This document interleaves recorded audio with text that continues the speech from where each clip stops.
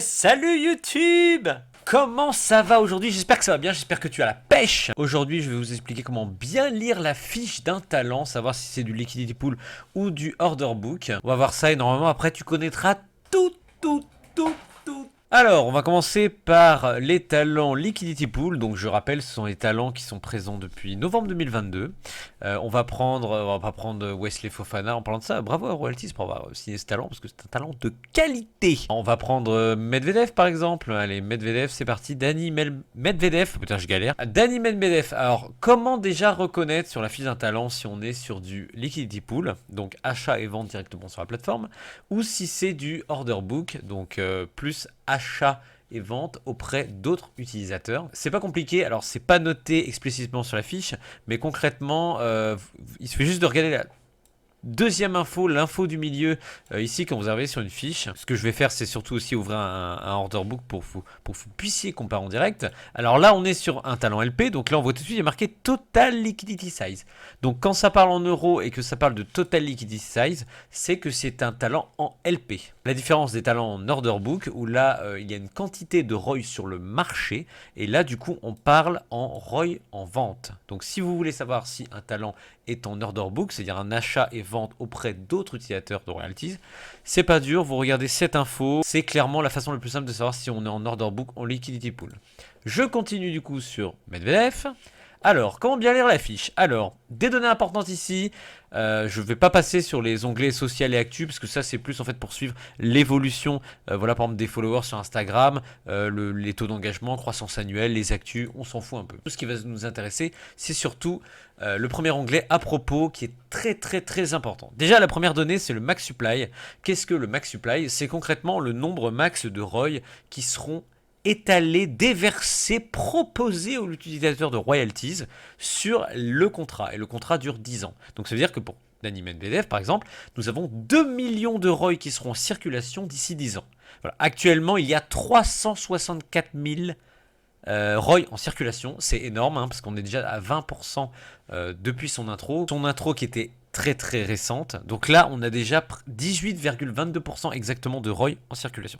C'est important de savoir ça parce que, comment dire, royalties, c'est l'offre et la demande. Et il y a des talents, par exemple en order book, où il n'y a pas beaucoup de max supply, c'est-à-dire de ROI distribué sur 10 ans.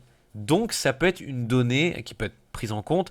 Là, il y a quand même 364 000 ROI en circulation. Donc normalement, dans la logique des choses, Dani Medvedev, j'espère pas, mais normalement, ne devrait pas monter à 10 balles. C'est pas possible. Parce que monter à 10 balles, ça veut dire que les gens hold à fond.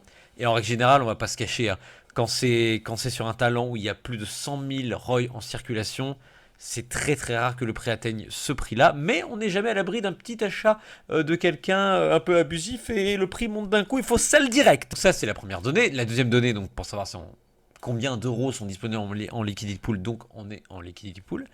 Et enfin, l'API Max. L'API Max, je ne fais que lire hein, les infobulles, hein, à un moment donné, il ne faut pas s'embêter. Le ROS, c'est le rendement annuel en pourcentage maximum possible basé sur le prix du ROI actuel et plafond de rendement maximum. Donc ça, c'est concrètement le yield. Voilà, le yield, le rendement annuel, le pourcentage maximum possible. Donc on est à 38%, c'est relativement correct. Hein. On n'oublie pas que Dani Medvedev est quand même 3e ATP mondial, ce qui est quand même très fort. Donc voilà. Bon après, moi c'est pas une info que je regarde forcément la PI Max. Hein. Vous faites ce que vous en voulez, mais moi c'est pas ce que... Oh, ça vient de changer en direct. Folie. Donc on a ensuite la description. Bon, ça, voilà, c'est surtout quand vous ne connaissez pas le talent, vous voulez un peu apprendre son parcours. Nom complet aux F, date d'introduction très important, donc c'est pour savoir si c'était récent ou pas. Voilà, aujourd'hui, nous sommes le 17 mai 2023, donc voilà, ça fait à peu près 3 semaines. 4 semaines, 3-4 semaines que Dani Medvedev est sorti. Déjà qu'il y a 365 000 rolls en circulation, c'est énorme. Prix d'introduction, donc ça c'est quand il y a une introduction. Depuis très longtemps, on est sur du 2 euros en introduction. En règle générale, c'est sur du 2 euros. Je pense pas que Royalties va changer cette politique malgré qu'il y a eu avant des talents sortis à 10 euros. Pourquoi? Parce que évidemment, quand c'est du ROI volatile à 2 euros, Royalties se fait de la marge en vendant parce que ça fait beaucoup plus de volumétrie qu'un ROI à 10 euros, c'est logique. Ensuite, on va s'attaquer au yield. Alors le yield, je rappelle, c'est le rendement d'un ROI mensuellement et annuellement, il y a les deux. Donc le plus simple pour comprendre cette partie, je vous le dis, je vais faire un résumé. Voilà, vous pouvez mettre en euros en pourcentage. Pourcentage, c'est intéressant, mais bon, vous, ce qui vous intéresse normalement, c'est la papaye. C'est la partie yield annuel prédictif. Donc là, vous avez, quand vous êtes en euros, à peu près. Alors on va prendre un autre talent parce que Daniil Medvedev est pas encore dans son il est dans son premier mois de yield, donc on n'a pas encore l'historique qui est affiché. Concrètement, cette donnée-là, c'est le yield annuel. Donc c'est une supposition, c'est une projection. Hein. C'est pas sûr que ça soit une vraie donnée, je veux dire. Concrètement, 16 centimes d'euros, ça veut dire que sur un an, si tu gardes un ROI, donc tu t'achètes un ROI de Daniil Medvedev et tu le gardes un an, sur un an, donc étalé sur 12 mois mensuellement, tu vas gagner sur un an 16 centimes. Donc ça veut dire que si aujourd'hui tu achètes, imaginons que c'est la vraie valeur, hein, que c'est pas du prédictif, si tu achètes 100 ROI aujourd'hui, ça va te coûter, ma foi, dans les 300 euros, mais ça veut dire que en yield, si tu gardes ces 100 ROI pendant un an, ça va te rapporter 16 centimes x 100, c'est-à-dire 16 euros. Donc 16 euros, c'est quand même pas mal. Bon, après, tu as investi 300 euros et le fait de garder, mais en même temps, c'est le principe de royalties. Tu investis sur des talents et en retour, eux te reversent une partie de leur rendement. Donc c'est le principe de royalties. On a l'historique, le plus simple c'est que je prenne un autre talent. Si je change de fiche, je prends Ito, qui a l'un des meilleurs yields actuellement sur la plateforme de royalties. Là, on peut voir son historique. Donc, vous avez la courbe. Donc là, par exemple, on voit qu'au mois de novembre, un ROI a rapporté au mois à peu près 2 centimes d'euros par ROI. Voilà, 2 centimes, t'en as 100, tu te fais 20 centimes. Non, qu'est-ce que je fais 2 euros, pardon, 2 euros.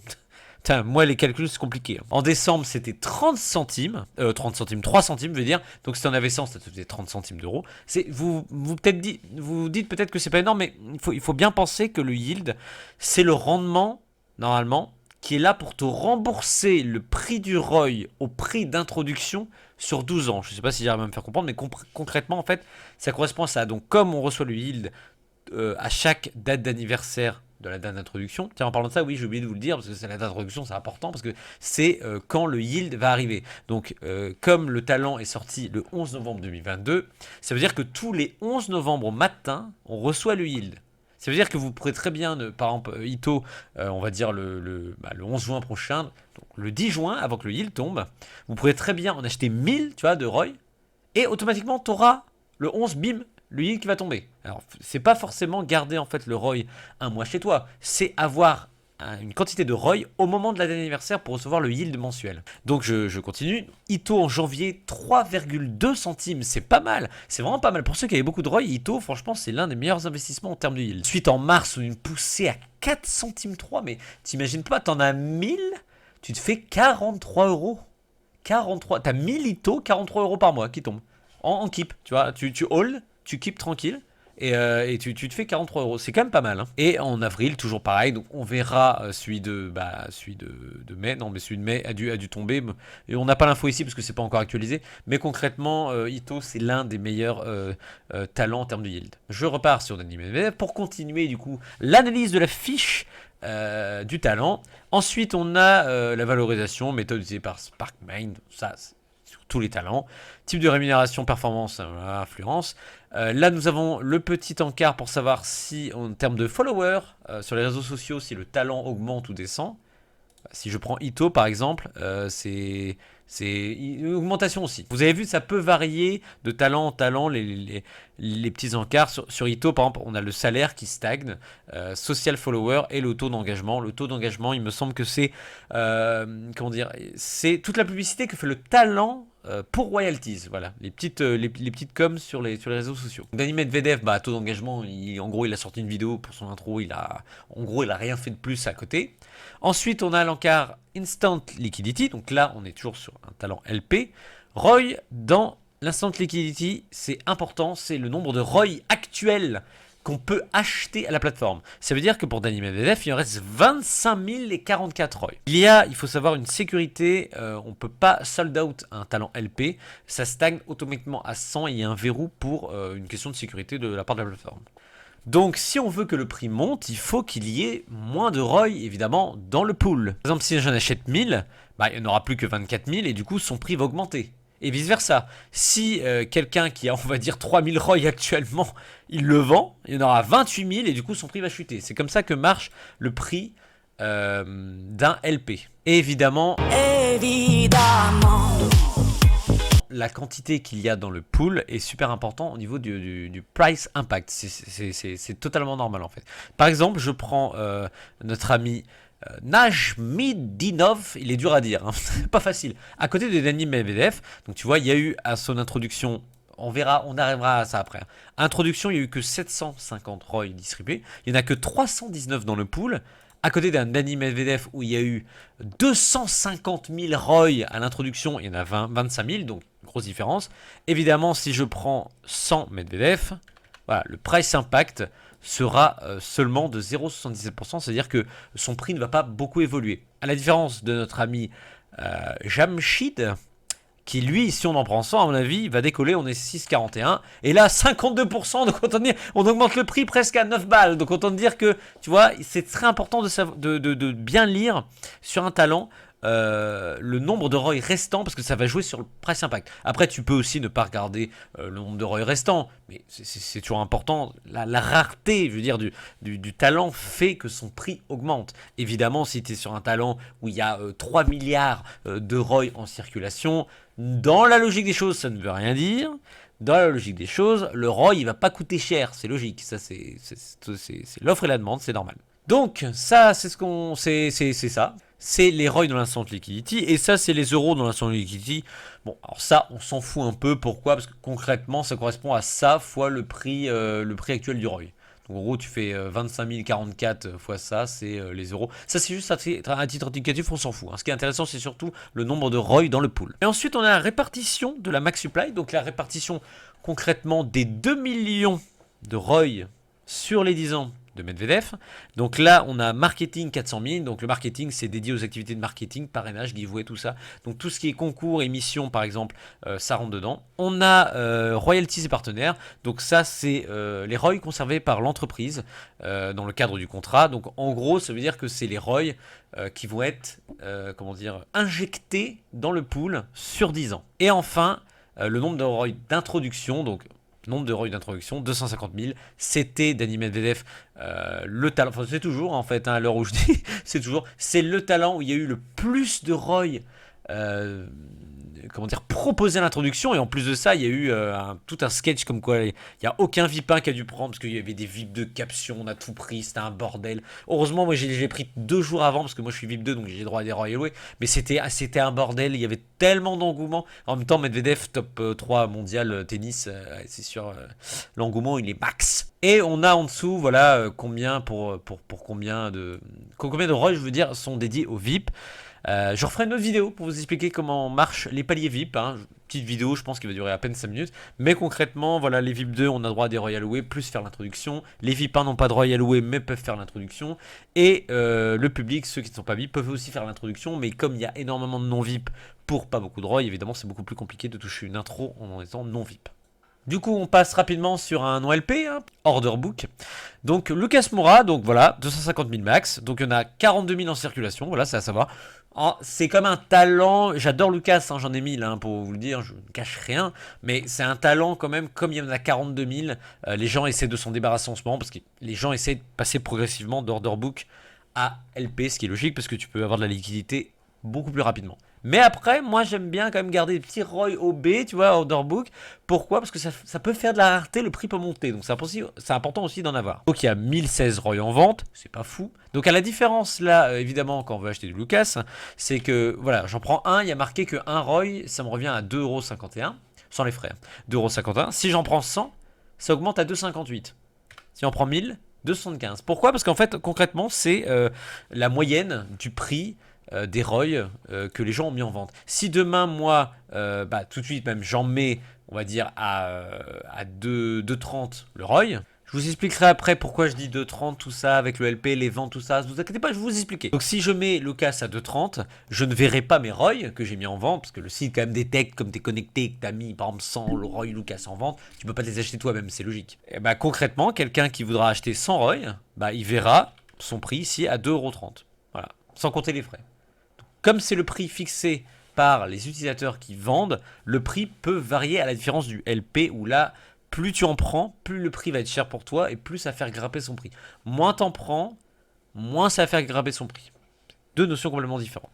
Donc on a exactement la même chose, description, date d'intro, le yield, c'est exactement la même chose après, hein. C'est le salaire social, voilà, c'est exactement la même chose. On va passer directement en vente pour vous expliquer c'est quoi la différence entre OB et Liquidity Pool. Donc, imaginons on veut vendre un talent order book, donc là, je vous ai pas menti, j'ai bien mis Lucas. Et évidemment, je suis un peu déçu du prix actuel, mais bon, ça, on s'en fout. Donc si je veux vendre du LP, par exemple je mets vendre, là j'ai le choix, voilà, de fixer de 15% en dessous du prix actuel ou 15% au-dessus le prix de mes ROI.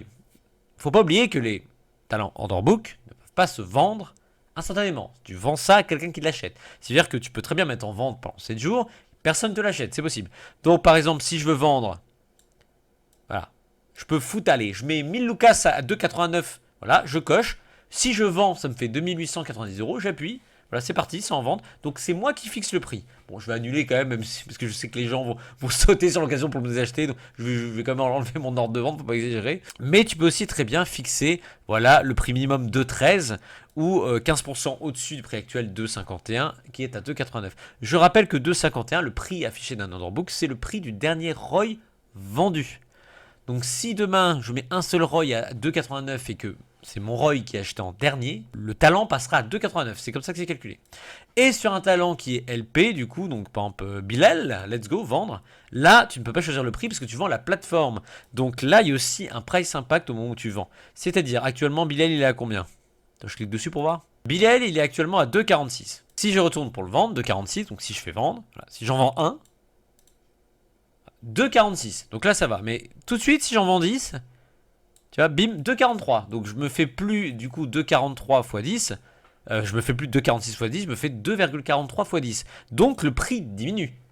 Le prix diminue, c'est normal. Plus tu vends, plus le prix va diminuer de ta vente.